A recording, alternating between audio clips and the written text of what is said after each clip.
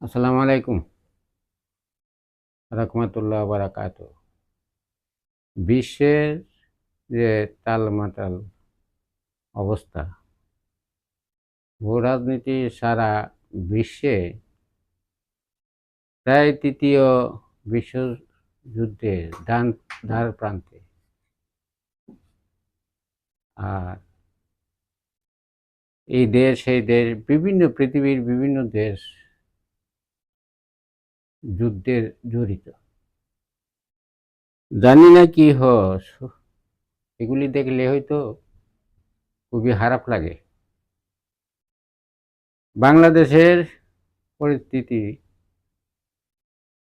অনেক বুদ্ধিজীবীদের কথা আমরা শুনি। বিশ্বে এবং আমাদের বাংলাদেশে এমনকি একজন বুদ্ধিজীবী নাই যে সঠিক কথা বলে তার একটা নিরসন করা যায়।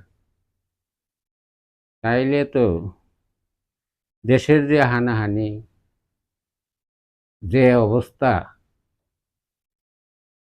দুর্বিহ অবস্থা দিন যাইতেছে,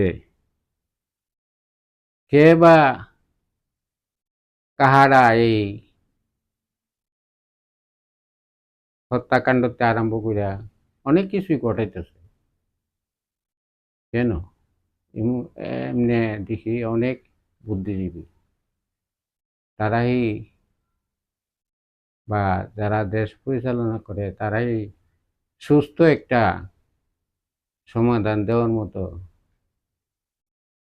একটা পরিকল্পনা নিতে পারে না, বা এমন একজন বুদ্ধিজীবী নাই যে তাদের একটা সুস্থ সমাধান দেওয়ার মতো একটা পরিস্থিতি করা।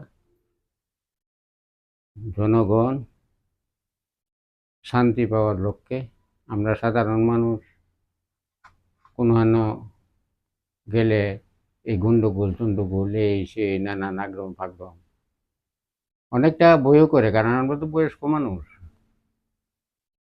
যাইতে অনেক সময় আমরা তো দূর তো পারতাম না, যেহেতু আমাদের বেশি অসুবিধা। যাক, আশা করি একজন ভালো, মেধাবী এবং বুদ্ধিজীবী তার একটা সলিউশনের জন্য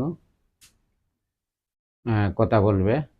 এই কথা বলে আমার বক্তব্য আমি শেষ করলাম। আসসালামু আলাইকুম রাহমাতুল্লাহ বারাকাতুহ।